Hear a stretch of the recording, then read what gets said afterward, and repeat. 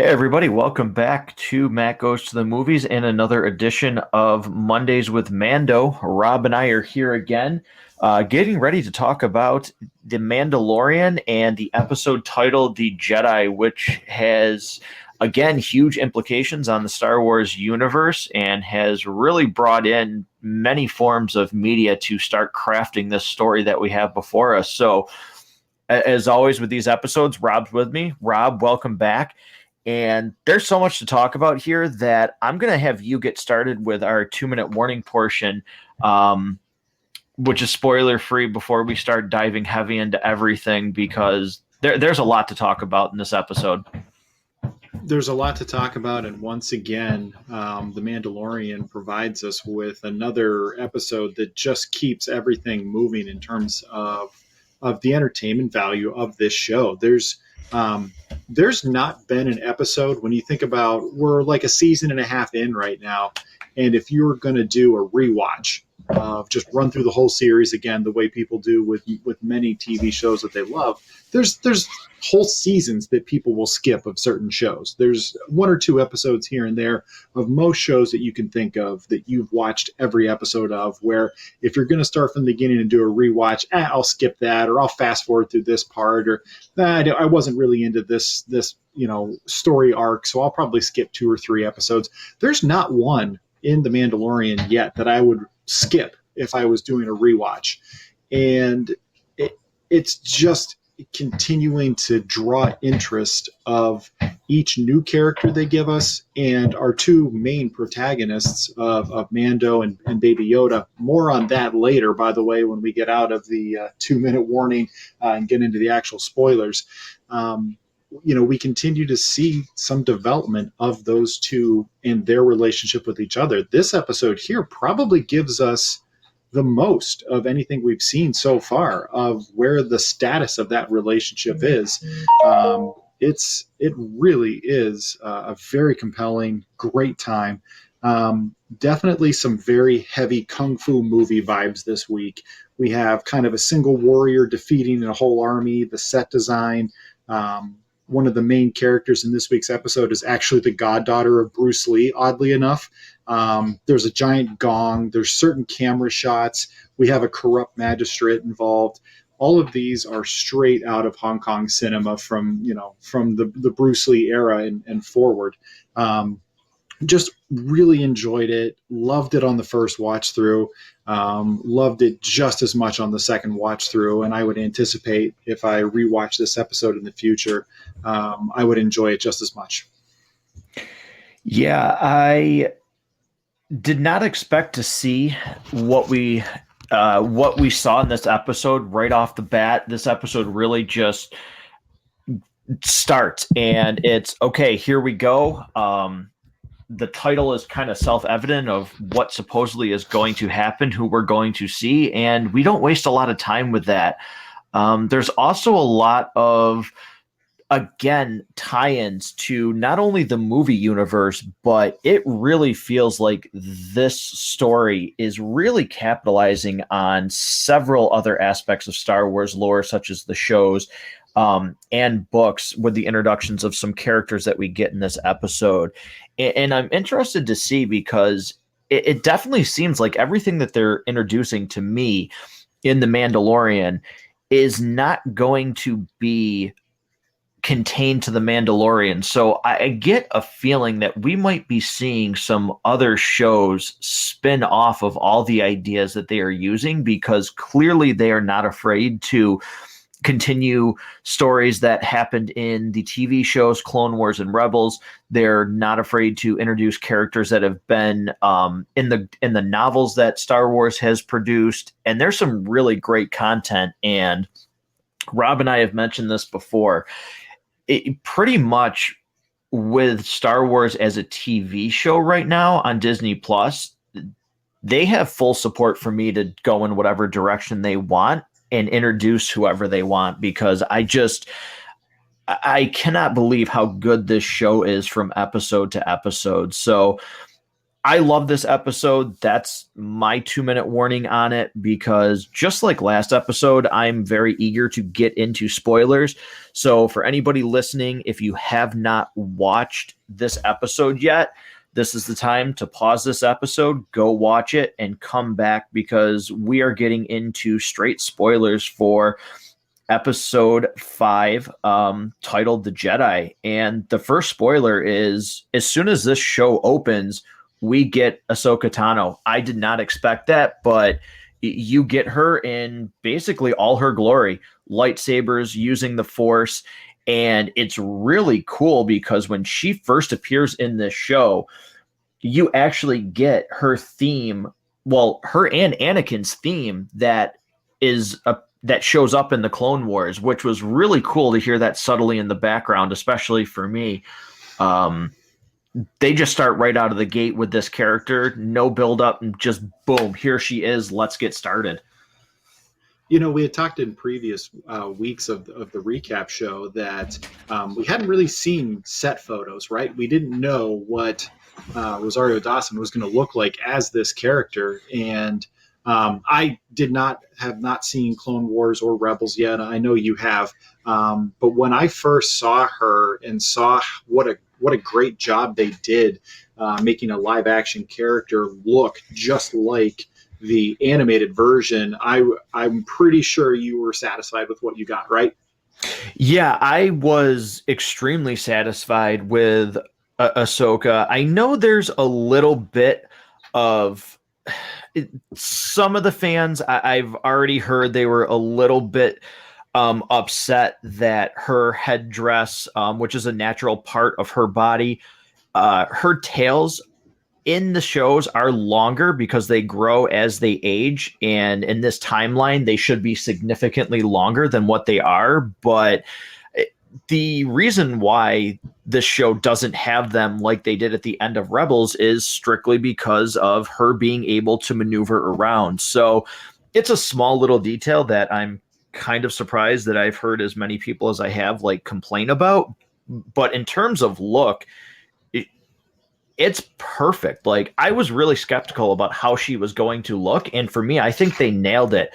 It was really cool to see lightsabers on this show because I was wondering how they were going to look. The sound of them felt very authentic. The fighting style with lightsabers felt very authentic for me in terms of Star Wars. To me, they nailed everything. Her costume is on point. I was blown away by her look. And I don't know. I've just never really thought about this until the show. Rosario Dawson has a really good presence. And you can talk about it in comedy movies because I've seen her in a lot. She definitely has an on-screen presence, and it really helped. Yeah, and I was really thinking that, especially on my second watch through, that wow, I am really glad they chose like an A-list Hollywood, headliner for this role because it works so well. It's to have an experienced actor on there who we recognize, who knows how to command and really has that on-screen charisma. It really mattered especially for a character who is so beloved by the fan base as Ahsoka. This could have been a miss had they not gotten the casting right. You were mentioning that fans weren't really thrilled with the length of the headdress piece. I'm pretty sure we've talked about this before, but you really just can't make Star Wars fans happy, right? Like, there's nothing that is universally hated by people who love it anything more than Star Wars is. Like, nobody hates it more than people who are major fanboys of it and fangirls as well. The one thing I will say, not having seen Rebels or Clone Wars, I noticed it. My wife had actually watched this separately from me, and she noticed it too, and it bothered both of us. But the headdress really looked like it looked like it's made of just foam with like creases in it, and it was kind of distracting for both of us. But that's I don't know. Like, I don't know if it bothered anybody else, but to me, it just looked like it was a creased piece of like solid foam. And it was kind of distracting. But right out of the gate, holy cow, you're right. The lightsaber battle we get right out of the way, there's really not a lot of time in Star Wars film or TV where you really see a Force user just absolutely kicking ass with the Force and lightsabers. I mean, you see battles, you see one-on-one duels and things like that, but you rarely see. The one main exception is when you get Darth Vader in Rogue One, where he just shows up and just slaughters everybody. It's kind of on that level, right? There's not a lot of other times I could think of where you see a Force user get to do what Ahsoka does at the beginning of this, and that's just slay everybody around her, using her lightsabers, using the Force, and it just feels the way that it does. Yeah, it was really great to see this on screen because they nailed it. Again, this show feels like Star Wars with everything that they do, and it's becoming. I'm wondering almost though, with you mentioned here that you have not watched Clone Wars and you have not watched Rebels. I'm wondering how far it's going to go because it's getting so heavily tied, if they're almost leaning too much into it for some fans. For me, no, it doesn't seem like it's that way for you. Um, but the direction they seem to be going in, it seems like you have to either go on and probably get some cliff notes about who some of these characters are and what's happening, because they're starting to lean extremely heavily into the Clone Wars show and specifically Rebels now, and some of the stories that were left up in the air when that show ended. So I am a little bit curious as to how far they're going to go, and if it's going to maybe turn casual fans not against the show, but if it's going to start confusing some people about who some of these characters are. So if anybody does get confused, the best thing they could do is listen to our breakdown show, because we will explain who all of these people are. We will tie all of this together for you in our Easter egg segment. So no worries there. I had a very similar feeling to you watching this episode. Last week specifically, we talked about how it seems like The Mandalorian is sort of the thread that weaves the whole Star Wars universe together. Specifically as it relates to some of the Easter eggs and some of the overt, direct, this character was in this character was also in this kind of moments. But when you really start seeing on chapter 13, the Jedi, how much they are pulling in, we'll get to it kind of at the end of this episode with where Mando and his charge are headed next. I believe it could be tying into characters that we know from the original trilogy potentially. I have a fear that I don't really think I have anything to substantiate this fear, but it almost kind of reminds me of when DC decided to kick off their cinematic universe. They give us Batman v Superman, the dumbest name of all comic book movies ever. And they introduce a new Batman. They introduce Wonder Woman. They introduce Lex Luthor. They introduce Doomsday. They kill Superman. Like, they do all of this in the span of one movie, and it felt like it was just too much. Like, they were trying to do too much. They were trying to introduce too much. They didn't take their time to set it up. I worry a little bit, just a tiny little bit, like 2%, that Mandalorian might be trying to do too much. That when it started off, one of the things we liked about season 1 was that it was its own story. It had nothing to do with the Skywalker saga. It didn't really have anything to do with those characters. These were just people in another part of the galaxy. They were maybe influenced slightly by some of those events. Certainly, the major events that happen have a ripple effect across the whole galaxy. But these characters weren't really tied into it.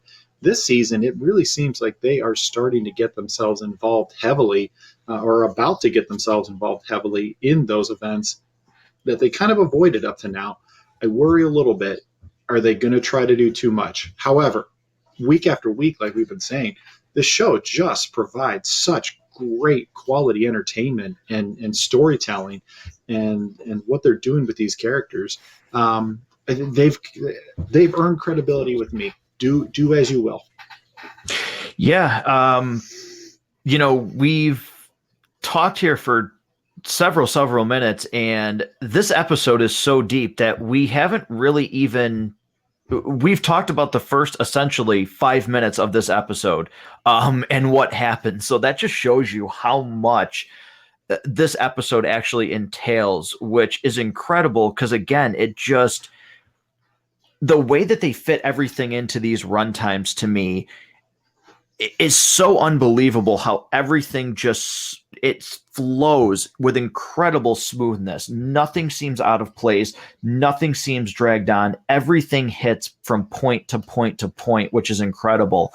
But we know that Mando was looking for Ahsoka, and Mando eventually ends up on this planet where Ahsoka is trying to overthrow the leader of this planet because she's imprisoning and killing its townspeople.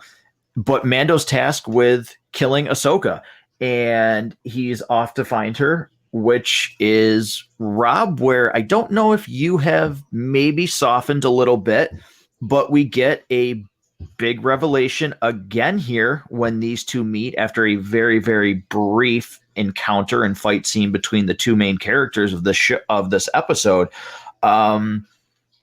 We get to learn Baby Yoda's actual name based on interaction with Ahsoka. And Rob and I talked about this when the episode aired. And at the initial outset, we have two very different feelings about this. But Rob, you actually called this in the last episode that you were wondering how quickly we would get this because it feels like that's the direction we're going. And sure enough, it was one episode later. So why don't you talk about this first and your feelings on what happened here with the reveal that, Ahsoka was communicating with, I'll still call him Baby Yoda at the moment. And she understands what he's thinking. So on the last Mondays with Mando show, I suggested that we would probably get Baby Yoda's real name, or at least his race name, fairly soon at some point, because it felt weird that Mando never came up with a nickname for him, like most parents do for their kids. And I felt like that was kind of the marketing people saying, no, we don't want to confuse things. Obviously, we're calling him the child, but we're not going to give him any other nicknames or anything other to confuse people so we can market this character properly and the merchandise around him when we eventually give him a real name. And we find out that Baby Yoda's real name is Grogu. And when she first said it, I went, what? Like, that's Baby Yoda's name, Grogu? As it went, I felt a little better about it. And I think and especially on my second watch, I've softened on it a little bit, partly because every time they say his name to him and his little ears perk up and he gets this cute little look on his face. Like, I like that. So I think that has softened me a little bit on it. I don't know. It just doesn't feel like one of the iconic names of Star Wars that you can list just name after name that just leap off the tongue. And it has a feel to it, like Han Solo, immediately who that is. Chewbacca, we know who all of these characters are. Grogu, I don't know. I'm still not sold on the name. Yeah, I, for whatever reason, when it was said, and maybe it's because of, I don't know, when you listen to Rosario Dawson, as Ahsoka say it, she's got sort of a softness to how she says it. Almost like you would call like your pet, she talks, she says his name like he's still a child, even though he's 50 years old. So I don't know, like when I hear it during this episode, it doesn't really, it doesn't bother me. And for whatever reason, I just feel like it makes sense that that's his name. I can't really explain it, but I'm just like, yeah, I guess if they named him, like, really, what else would his name be? And that sounds weird because it's, we didn't get any other, like, well, we've potentially thought of naming him this or this. I do think that we will not hear that name every single episode. I feel like it's almost only going to be when Mando really needs him to kind of pay attention and focus, because he still, even after he knew his name, called him kid. Um, so I think that's more of like, a father-son thing where, Rob, I don't know about you, but I don't call my kids by their name every single day that I talk to them. And I feel like that's kind of what we're going to get with Mando here, where he's not going to just continually say that name in these episodes. I think you're absolutely onto something. I think you might see it. It almost sounded kind of like foreign coming off of Mando's tongue, right? It didn't. It didn't really seem like he was comfortable with the idea, because to him, Baby Yoda was just kid. To him it was kid. That's what he did. But there's also a moment later on in this episode, and we'll get to it. It really tugs at the heartstrings. He calls him buddy, and that's the first time he had done that, and I think and I'm kind of jumping the gun a little bit. It really meant something when he did that. I felt a certain emotion at that. But yeah, I too will go whole days without actually saying my kids' real names to them. It's usually one of the 57 nicknames I have for each of them. Or if they're in trouble, it could be something completely different altogether. Right. But yeah, I agree. We might not see Mando necessarily use that unless it's for a reason. I don't expect, by the way, that all of the Baby Yoda meme pages that are dominating social media right now to change their name to Grogu page or fan page or anything like that. I really don't expect it. I fully anticipate the internet will still refer to him as Baby Yoda. I don't see that changing anytime soon. Yeah. One of the things too that you talked about is it's interesting now too, because we know more so, we don't know a ton, but again, this seems to be the show that is just tying this entire huge expansive universe together. And now we know that supposedly, I'm just going to keep referring to him as Baby Yoda, he was part of this prequel trilogy era. He was there, according to Ahsoka, because as she's communicating with him, again, name drops. He was in Coruscant at the Jedi Temple. Who was he with? If Jedi were training him, so was that council training him with Yoda and Mace Windu? Was Anakin aware of him? Is Obi-Wan aware of him? Was Qui-Gon, if we for some reason see anything from Qui-Gon in the Obi-Wan series, who knows about this character? Who trained him? And also, too, who took him?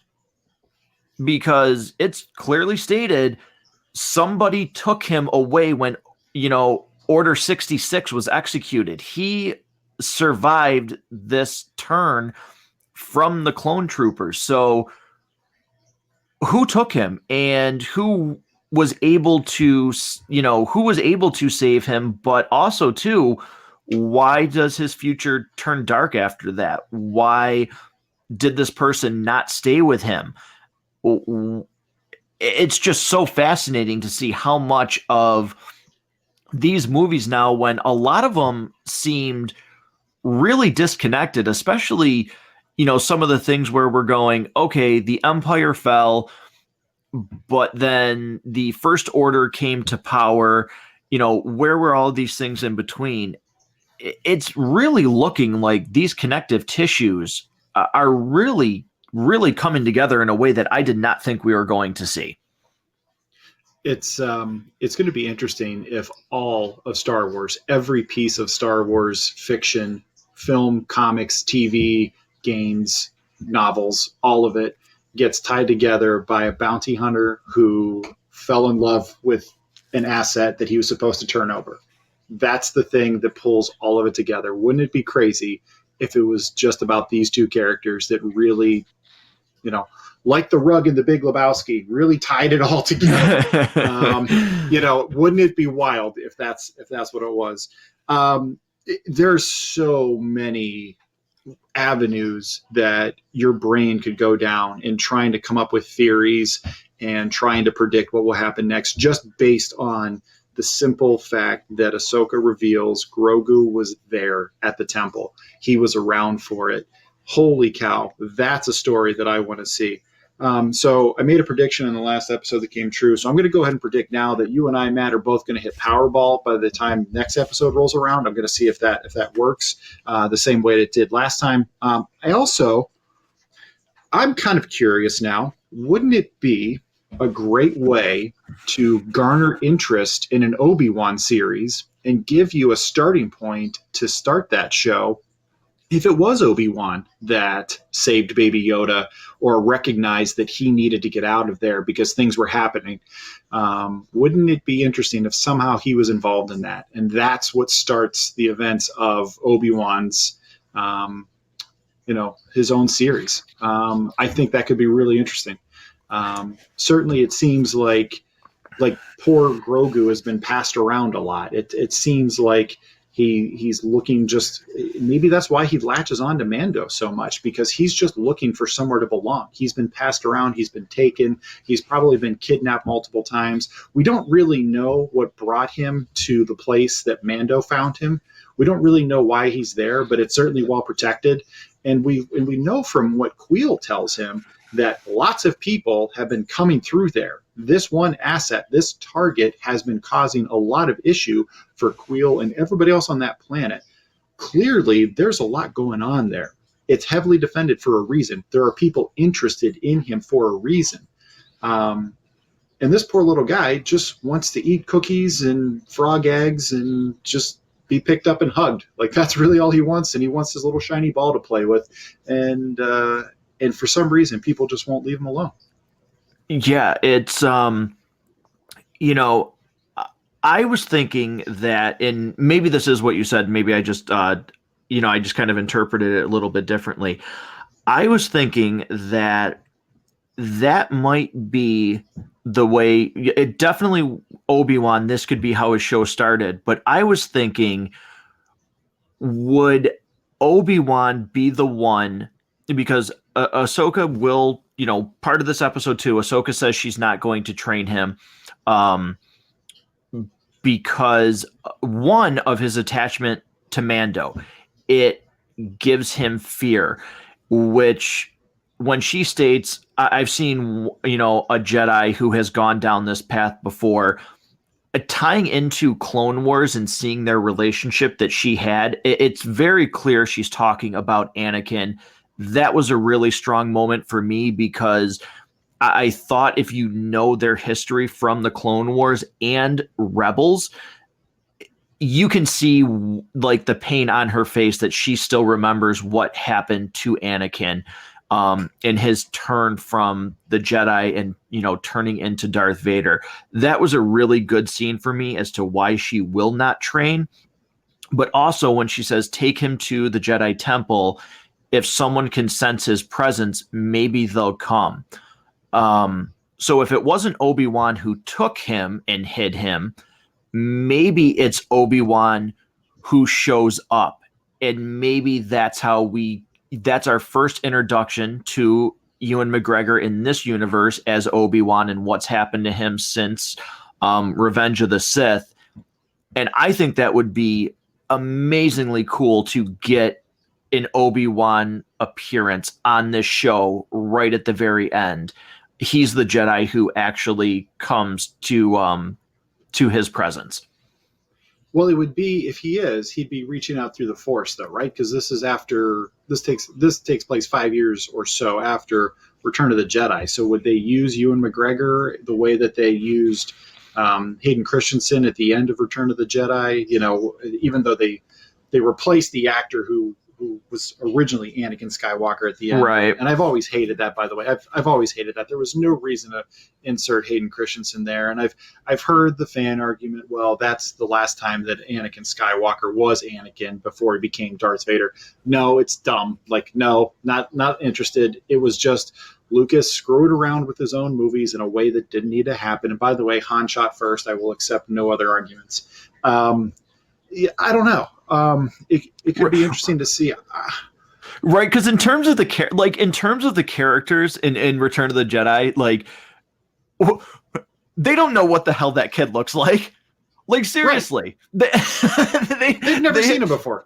It's not like there's Polaroids in the Star Wars universe. They have no clue right. who this freaking kid is that just all of a sudden would magically appear on screen, to them as a Force projection.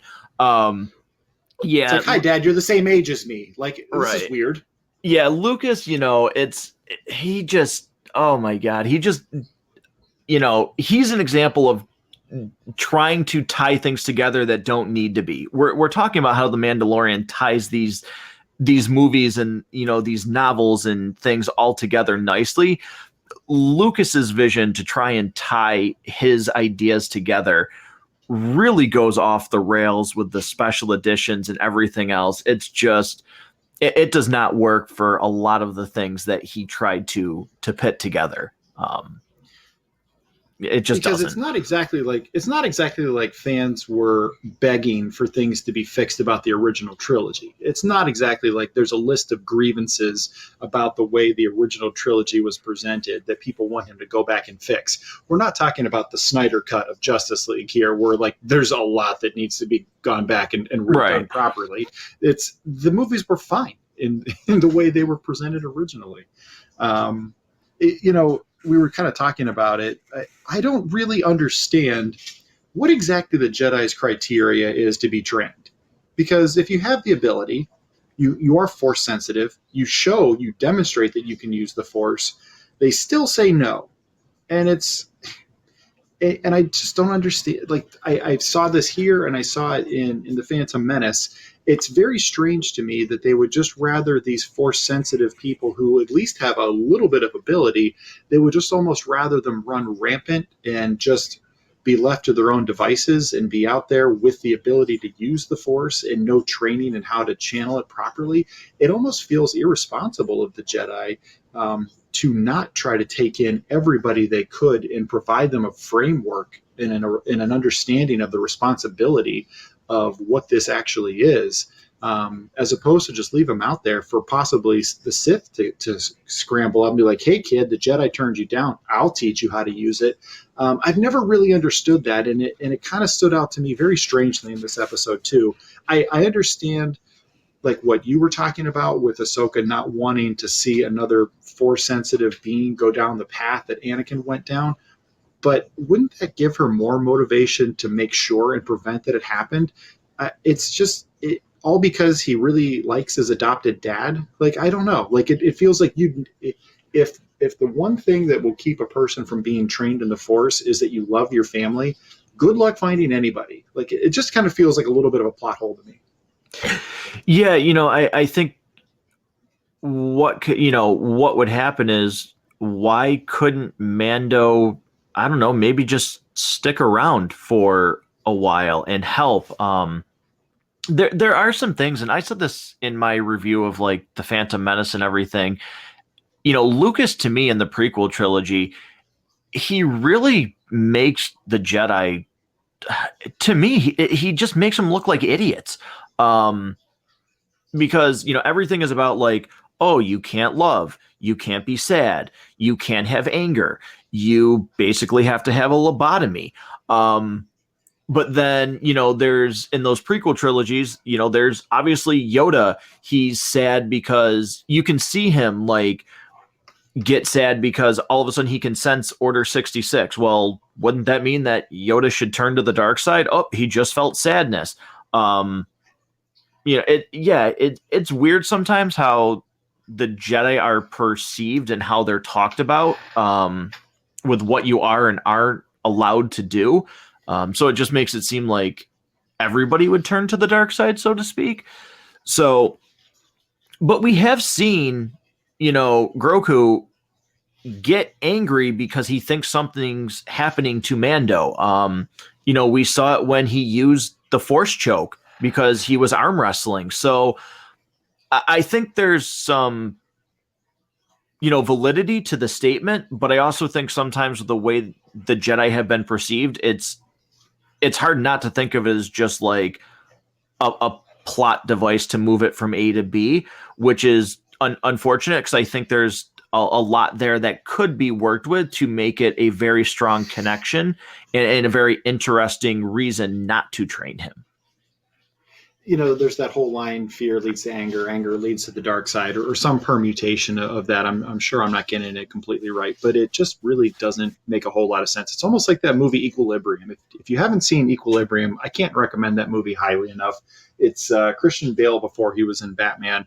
And it's really cool. But the premise of the movie is that everybody has to take this pill that completely dulls your emotions. You don't have any emotional response to anything. You just kind of exist. No anger, no sadness, no happiness, no joy. But everybody's kind of mellow and there's no wars and people don't kill each other anymore and it's supposed to be better. And that's almost how the Jedi are presented at times that they're intended to be. And it just doesn't really hold up when you start subjecting that idea to like a little bit of questioning. It really doesn't hold up. And it feels like at times the Mandalorian is being used to fix plot holes in other Star Wars. I kind of wish they would have maybe sewn that one up a little differently. Yeah, no, I mean, it certainly to me with some of the things that are happening, and we talked about it last episode, to me, almost more so than any other movie, and maybe I'll be way off when it's all said and done, but and I don't know if it was intended this way or if they have just found a way to kind of make it, stream flawlessly, so to speak, so far for me. The Mandalorian seems to really be almost trying to tie up the loose ends of the Rise of Skywalker because we're getting into cloning with they're taking Baby Yoda's blood and putting it into either force sensitive or non-force sensitive people. There's a volunteer to get injected with his blood. There's cloning tanks where Rise of Skywalker, Palpatine comes back and it's a throwaway line of, oh, cloning, the dark arts, things only the Sith knew. Oh, okay. Yeah, great. That explains everything. Thank you so much. But, oh, yeah, if it was that simple. But it really seems like some of these things that talk about how they created, Palpatine says, I made Snoke, but Snoke clearly has force abilities. Is that because they were experimenting to get Snoke from Baby Yoda's blood? To me, it seems like the one movie that this show is really trying to fill the gaps in is Rise of Skywalker. And again, maybe I'm completely wrong, but I just really get that impression by what we're getting from this show in terms of cloning and trying to create force sensitive beings.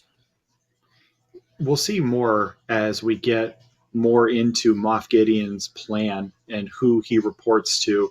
I think at this point, it is safe to say that Admiral Thrawn is involved with Moff Gideon. We probably can assume they're working on the same project, or they're somehow collaborating together. I fully expect that to be revealed in the coming weeks. There's so much out there, just little drops here and there. I'm very glad we finally got Ahsoka in this episode. I can't imagine we don't see her again. I really hope that the next time she appears, it's not like some Deus Ex Machina device where Mando's in big trouble and how is he going to get out? And she just kind of shows up and saves the day, kind of like how the space cops did in the ice cave when the spiders were trying to attack them, and they showed up and saved the day. I kind of hope that's not how she shows up again. I hope it's a little more intentional than that. Because I really wanted to see what happened. I really enjoyed her. And I really don't think you sign an actress like Rosario Dawson to play a major fan favorite character if you don't intend to use her more than one episode. Yeah, I wouldn't think that would be the case. And Rob, you mentioned this character just a moment ago. Now, I really thought when again, watching the Clone Wars and watching Rebels, I did not know how far they were going to start going down this rabbit hole of these shows and the plot points that are in them and the characters that are in them. So when she said, "I'm looking for somebody," where's your boss? I thought, okay, she's just talking in this universe. She's talking about Moff Gideon, and the fact that we get the name drop of Thrawn, that really struck me. I was like, wow, they're bringing this guy in too, because in Rebels, he is the major player. He is a force in that show.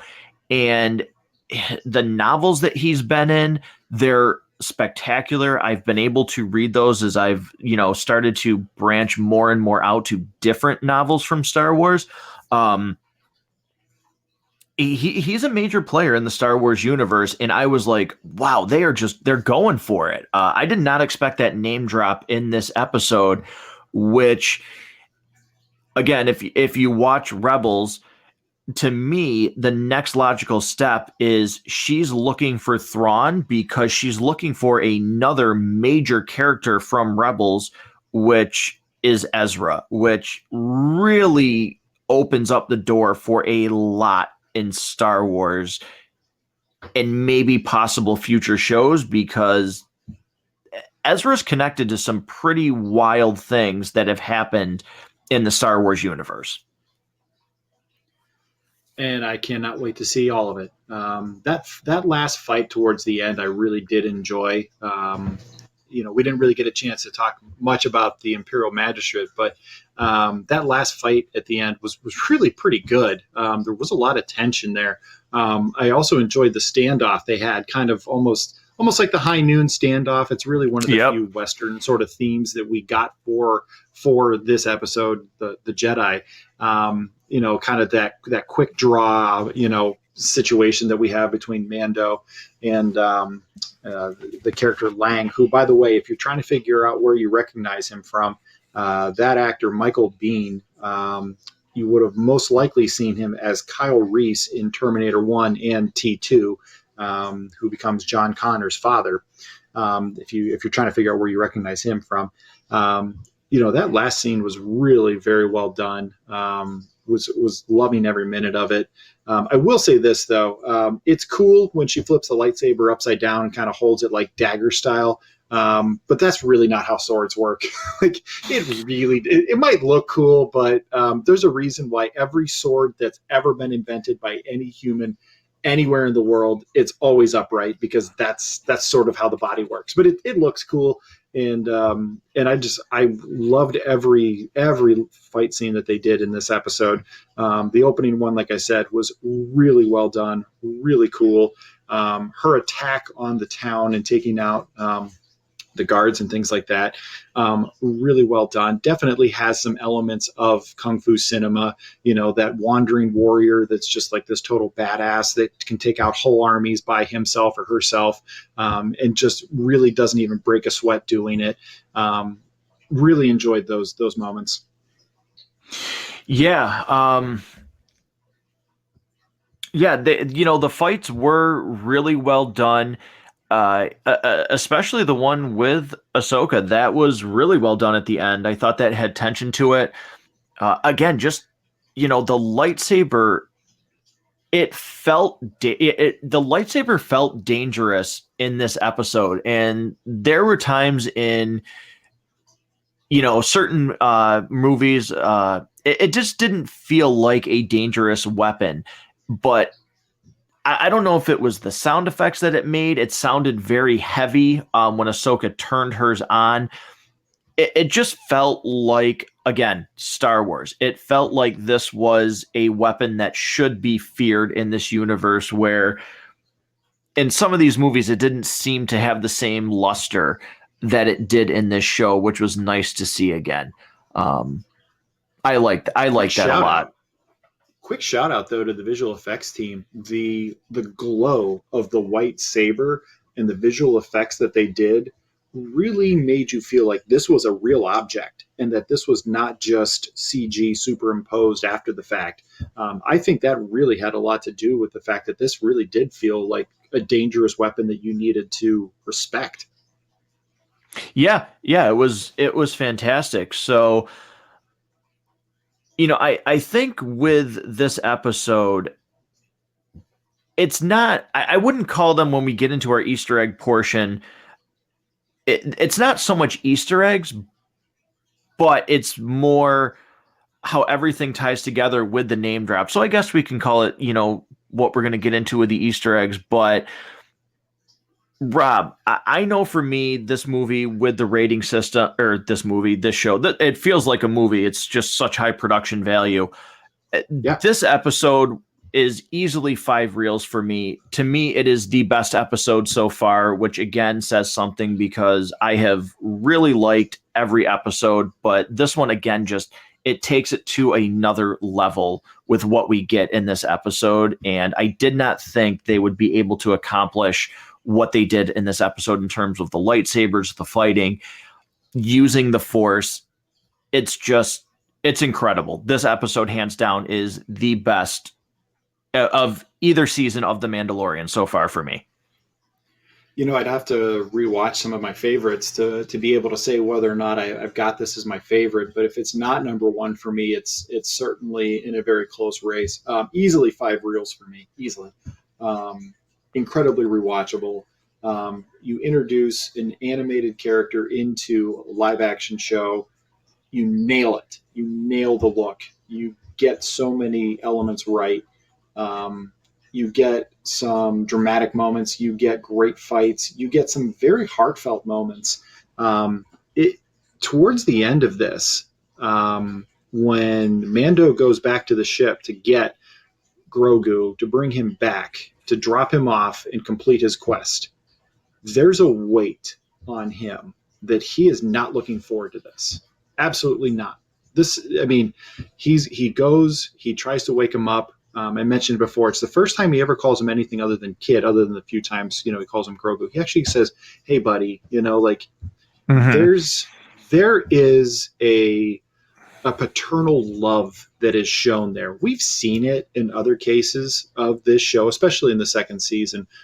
Certainly I felt like the second episode of this show was very, it was very parental in its themes.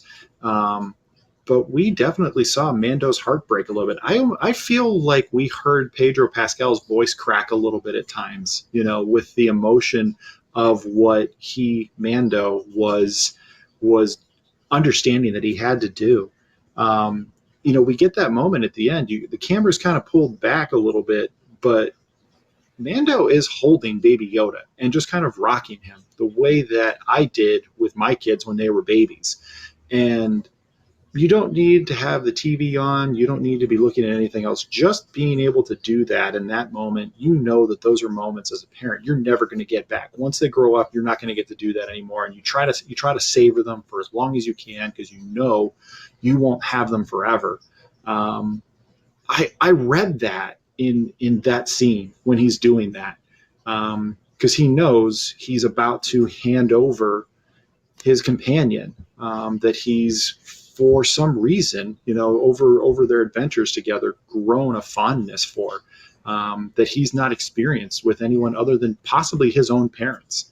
That scene really read to me very strongly that there was a lot of emotion in that moment. It's like maybe a 10-second scene, a 15-second scene. Matt, did you feel the same way when you saw it? Yeah, it was. It definitely was, because I almost for a second there was like, wow, are they, like, hang on a second, are they actually separating here? Yeah, it definitely hit me. And again, Rob, we talked about it where it was episode 3, where to me we got the first real, show of, Grogu is more than just an assignment to Mando. He really cares about him. And since that episode where he was genuinely concerned for his safety, it has just gotten more and more and more apparent that he also might not want to, deep down, he might not want to separate from him. He may want to just protect him as long as he can until somebody says he has to go. Again, you can just tell he really cares for him. It's not an assignment really anymore. It is, he has to see this through. He has to protect him, or it's going to devastate him. I think. And I think we saw him coming to that understanding when he believed that Ahsoka was going to take him away and begin his training. And maybe their paths cross again in the future. Maybe they don't. And maybe when they do, they're not the same people anymore. It doesn't mean the same thing that it did. It's we've seen this same idea played with in other films. It really works better here than anything else I can think of that's telling a similar story. Yeah, absolutely. Yeah, I can't say enough about this episode. Everything about it works. It's just, it's incredible. The episode's incredible. So I want to ask you real quick. We get to the end, and she sends him on this quest to the Jedi Temple. When she says, he will have a chance to sort of choose his path, maybe there will be another who will reach out through the Force to him. There's not a lot of Jedi left. I'm really wondering, just based on time frame, could it be Leia that reaches out? Could it be Luke that reaches out? We've seen in Star Wars, they have de-aged characters. They have done CG versions of characters who would have either been already dead or significantly older. We saw it certainly in Rogue One, where one character is completely CG, or they had a CG version of Leia. And certainly we know in Rise of Skywalker, they had to get very creative with camera angles because of the passing of Carrie Fisher. Could they do something similar here? Who is it that you think, just right off the top of your head, who might be reaching out through the Force to him? Well, I do think that it's going to be, I think it's going to be Ezra. I think that's who's going to show up. I'm not sure if they would. The reason I don't think it could be Luke or Leia, even though the timeline does, it does add where they could essentially be the characters that would find him. I don't think it's either of them either. Right. I don't think that's what they would be doing. I think you could, but again, it seems to me like if that was whoever is showing up is more than a one-time deal. So for it to be Luke or Leia, to have them in maybe one episode, one scene, I don't think we would get that far. But I really think the character who's going to show up is Ezra, who was introduced in Rebels. I can't imagine, especially now that we know Thrawn is here and those two characters are so tied together, and that's who Ahsoka's looking for.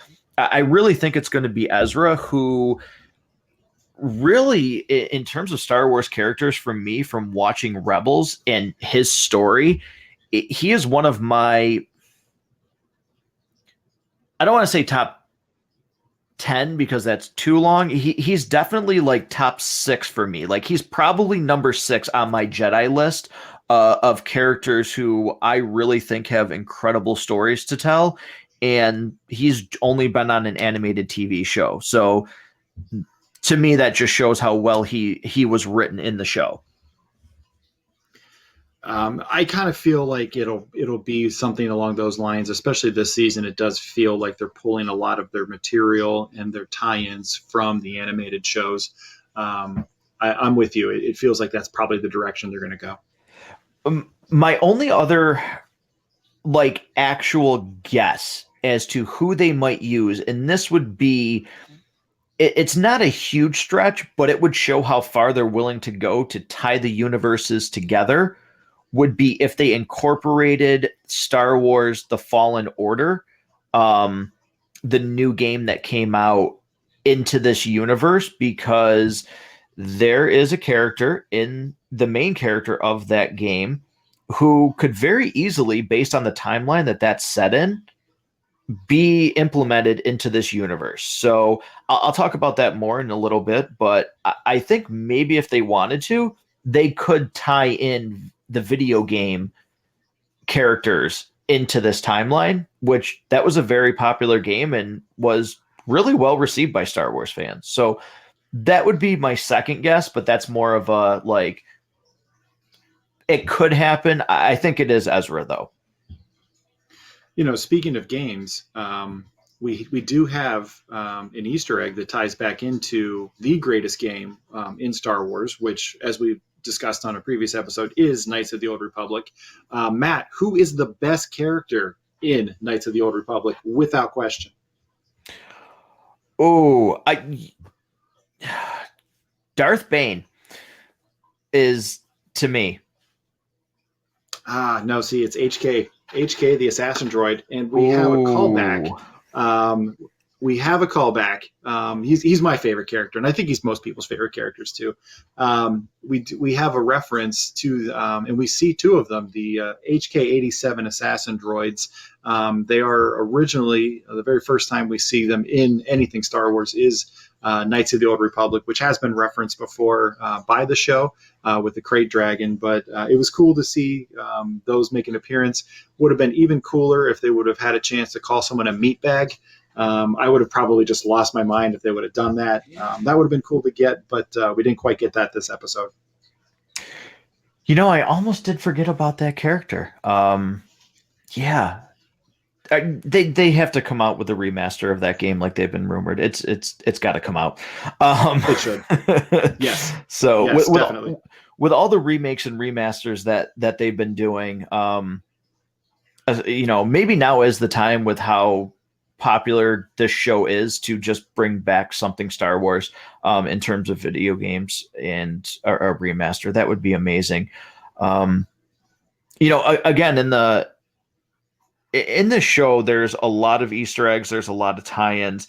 And one of them, when Mando first goes to see Ahsoka, there is the Convor owl. Rob, did you notice that? Or did you know what the significance was of that owl when she's sitting in the forest?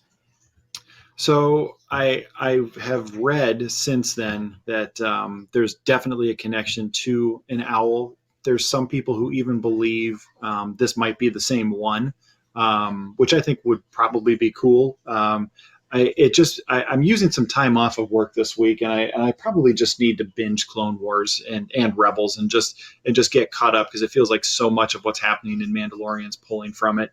But it does feel like that might be the case. Yeah, it definitely feels like it's going to be the same one that has shown up, which, again, this owl has ties to Ezra as well. So they are really going ahead and tying this all together. But also, too, like, even one like tiny little thing is the entrance to the town where the gate and the bell forms. It's another thing that they've taken from concept art from Star Wars and actually used in shows or in movies. We saw it with the ice spider in the previous episode. We now see it from this town entrance, where it was a concept art that was never used. And we even saw in Rise of Skywalker, the Emperor's throne was supposed to be used in Return of the Jedi, and it never was. So it is really cool to see some of these things coming back in, because visually they're really, really great to look at. It makes you wonder what else will be in store for, what other canceled ideas never made it to the screen or to the page, that the Mandalorian will just be like, all right, here you go. We'll give you an interpretation of it. It's once again, we've talked about this in previous episodes of this show. The Mandalorian is made for everybody to enjoy, but it's made by Star Wars superfans to give Star Wars superfans like a warm fuzzy every time. Just for people who love to research these things, who really enjoy just catching the little details and things like that in the larger tie-ins. There's so much to love about this. One of the ones that I saw was a near verbatim description of the Force and how it works from Ahsoka to Mando that's very similar to what Obi-Wan uses to describe it to Luke. You could certainly make the connection that they share similar mentor trainer responsibilities. There's obviously Obi-Wan describes it to Luke that way, and it's likely that he described it to Anakin that way, and it's likely that Anakin described it to Ahsoka, or they had a conversation about it together that way. It was one of the ones that I had caught and thought was kind of interesting. Yeah. Also, too, what was interesting to me is, obviously we talked about this in the beginning of this episode, where we learn that Grogu is present during parts of the prequel trilogy, and he was at the Jedi Temple on Coruscant.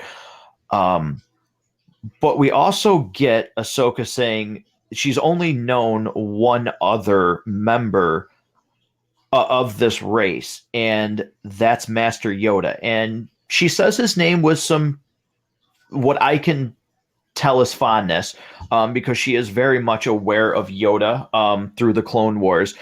But also during that scene, you almost see Grogu like stirring upon Yoda's name, like he recognizes him. But there's also, it's very, very brief, but Yoda's theme from The Empire Strikes Back plays during that scene. And that was really cool because, again, some of these themes in Star Wars just, they hit with all the feels. So getting that very brief section was super cool. As far as music goes, is there anything out there more iconic than Star Wars music? You think about the main theme, you think about the Imperial Death March, like you hear those and you immediately know what that is. Even something like Duel of the Fates, you hear it, you immediately know what it is. It's among the most recognizable, iconic music. And I love that they are incorporating some of that into Mandalorian, which, by the way, has its own themes and soundtrack that stand on its own. I mean, far be it for me to ever truly compare anything to what's made by the great John Williams, but this is up there too. The way that they use music throughout this, and if you look back to when he's with the other Mandalorians, and it's more of almost like they're on that pirate mission. There's different use of keyboards. There's different use of electronic music. And then in the first episode of this season, it is very Western in its overall feel. I love the way they use the music in this show and Star Wars as a whole. Yeah, I caught another Easter egg where if you look back to Anakin's Force test compared to Grogu's Force test, they both pass. They're both turned down for training. And both of their sort of sponsors are not happy about the decision. I just thought that was kind of an interesting dichotomy that was very similar. And they were turned down for kind of similar reasons. And really, Baby Yoda's turned down because of Anakin. You wonder what would have happened had that played out differently. Yeah, there's a lot of parallels. The speech that you said Ahsoka gives is almost word for word to what Obi-Wan says to Luke. And when everything ties together, obviously Obi-Wan trained Anakin trained Ahsoka. So there would be reason to believe he might have used the same phrase that, Obi-Wan told him. But also too, one thing that was kind of funny is the term laser sword is brought up again, which it was brought up by young Anakin in The Phantom Menace when he meets Qui-Gon, because he has no clue about, the Jedi are still kind of a mystery in that movie, and in this universe, there's not a lot known by the Jedi.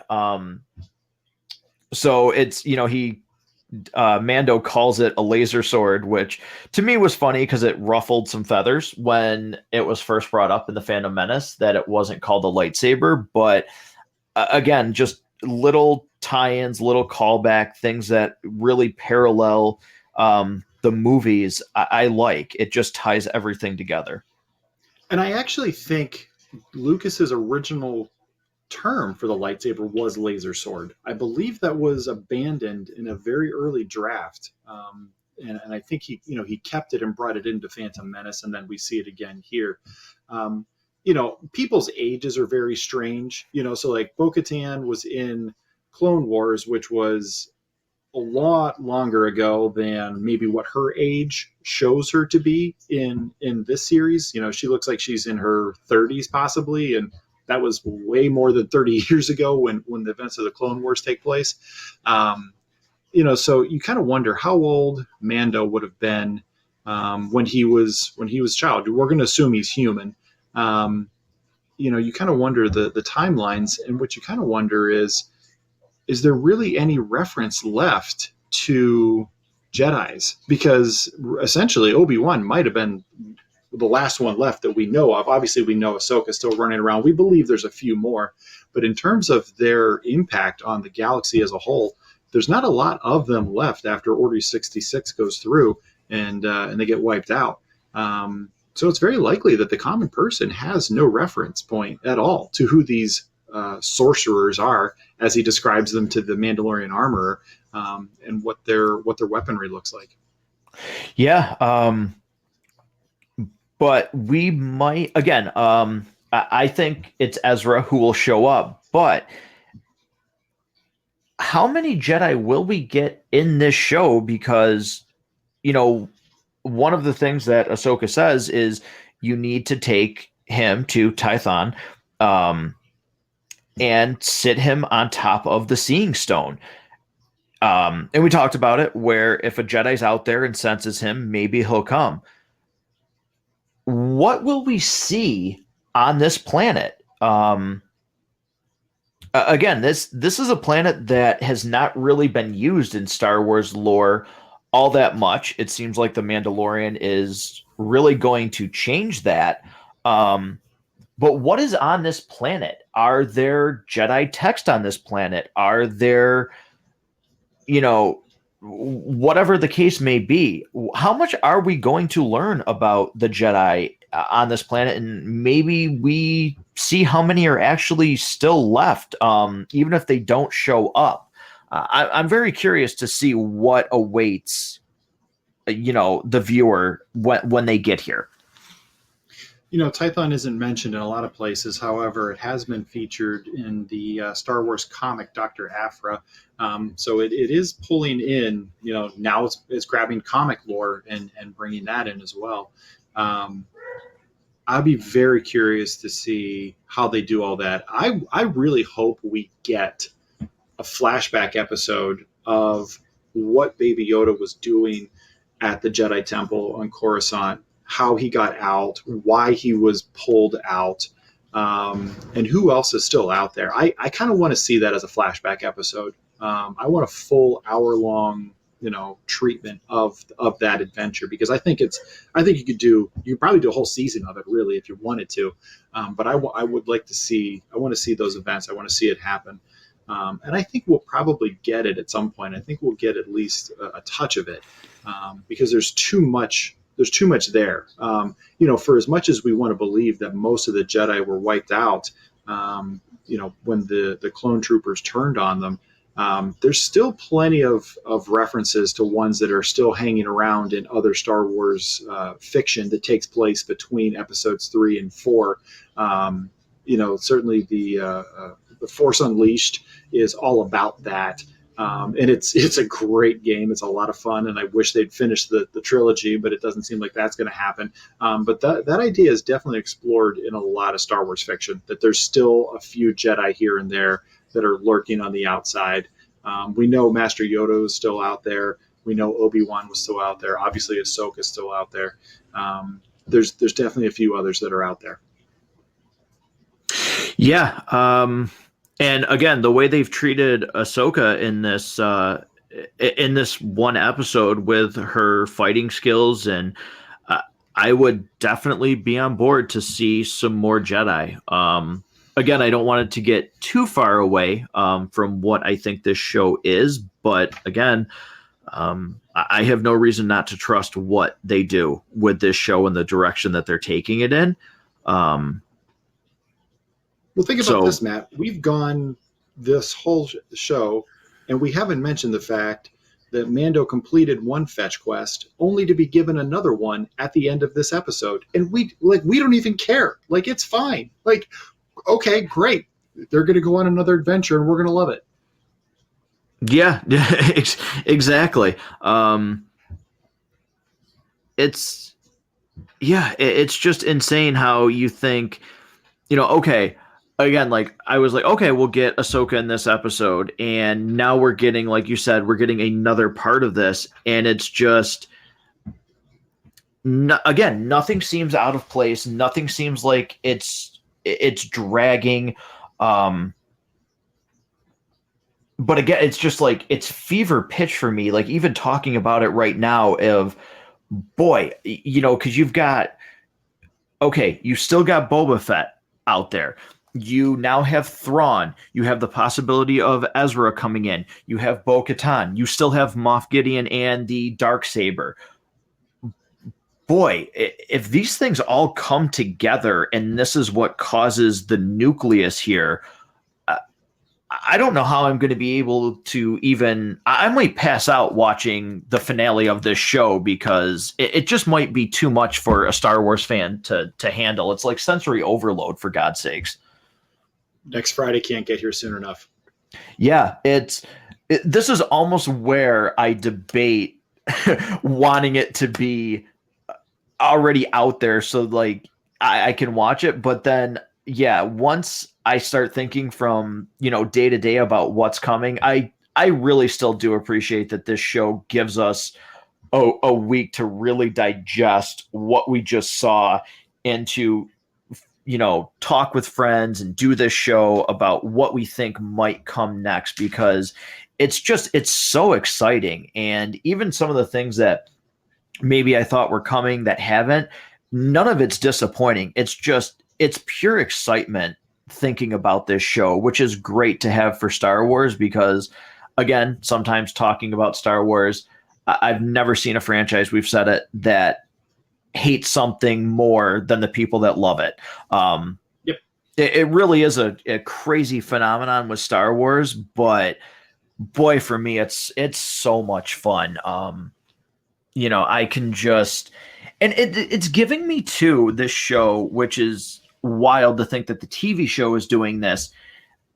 Some of the things that I didn't like about the prequel trilogy, some of the things that I didn't like about the sequel trilogy, and again, even some of the things about the initial Star Wars, A New Hope, Empire Strikes Back, and Return of the Jedi, this show is giving me such an appreciation for this universe that it's almost crazy to me that like I'm, in a manner of speaking, like falling in love with Star Wars all over again, and really just want to go back. And this makes me want to watch the movies again, as bad as they are. I almost want to go back and watch it because now I want to formulate my own thoughts on, especially since we know some of these characters are present. Where would this person be? What were they doing? What's going on in this scene? Like almost like a fan fiction, episode of, okay, this is where I think Grogu is in this time frame and in this scene, what's going on. It's just fascinating to me, and it wants me to go back and just watch these things over again. And not only that, because I'll definitely come with you on that idea for sure. But you think about some of the things they've introduced so far and just kind of left. At the end of the first episode of this season, we get who we all assume is Boba Fett. And he's there, and he's clearly got some feelings about what he's just seen. and then it's not mentioned. We don't get a hint of him. We don't even get a dusting that guy's going to be coming back anytime soon. And we kind of forget because of how great each episode is and how much new things that we have to consider, especially with what we get here.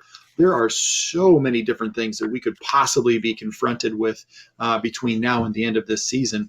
And we could potentially go the rest of this season and not get paid off on that Boba Fett kind of almost like an end credit scene, really. Right. I don't even care. Like, I'd be fine.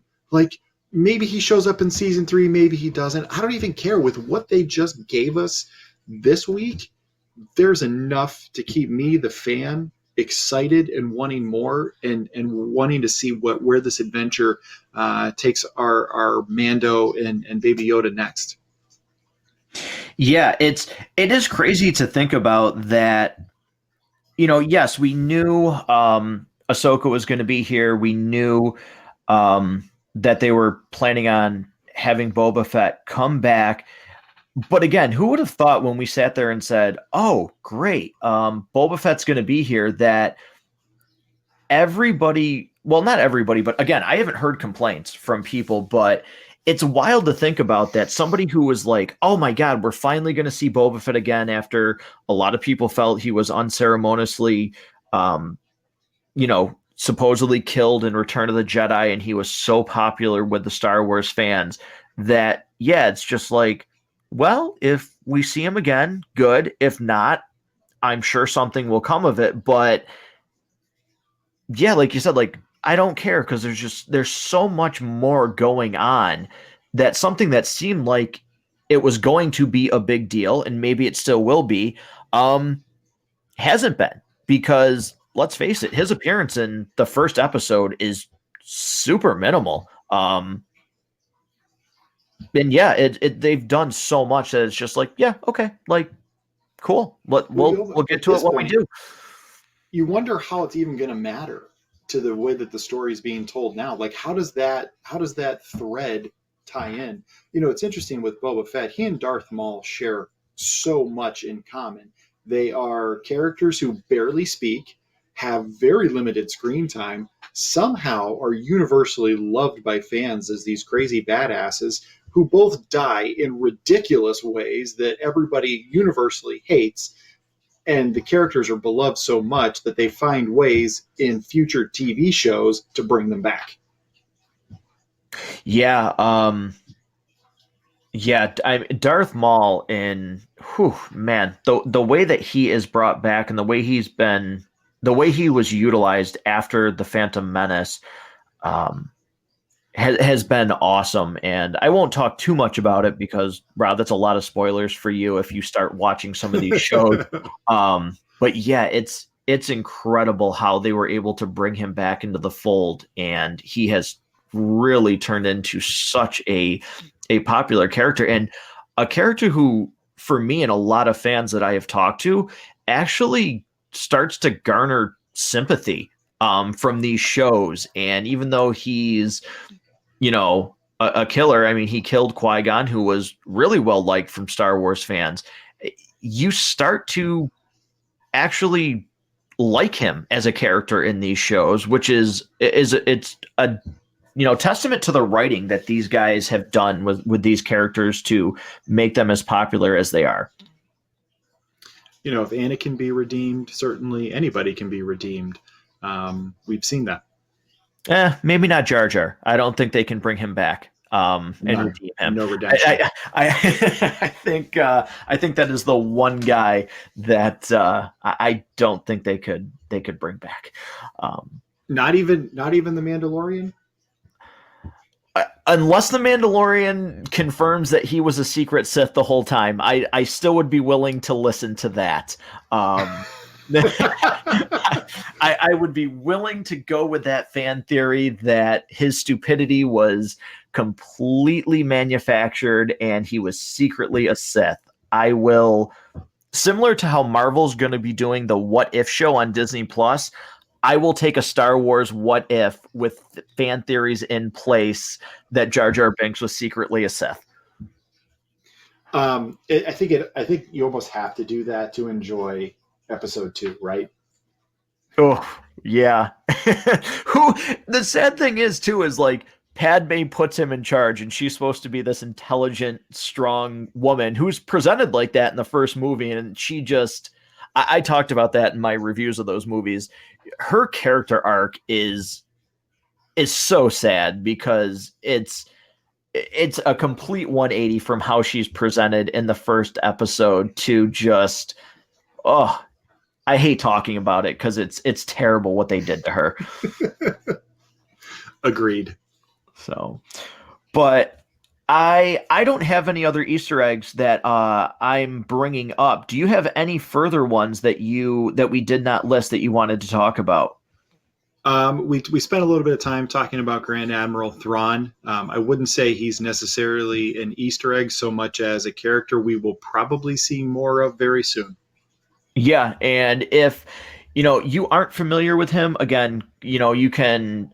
I think getting a little bit of his backstory is, obviously that never hurts, but I believe the way they're introducing him, you don't need to see Rebels or to have read any of the novels that he is a part of, which again is just it's showing how well they're developing this show, that they're leaning on, media that might not have been consumed by everybody who watches this show, but it also doesn't feel like you have to. Rob, you've talked about that before, where you don't have to be a Star Wars super fan to enjoy this, but being a super fan makes it all that more enjoyable. So again, you can't say enough about the people who are in charge of this series and what they're doing with it, because to be able to have this much of the spectrum covered is amazing.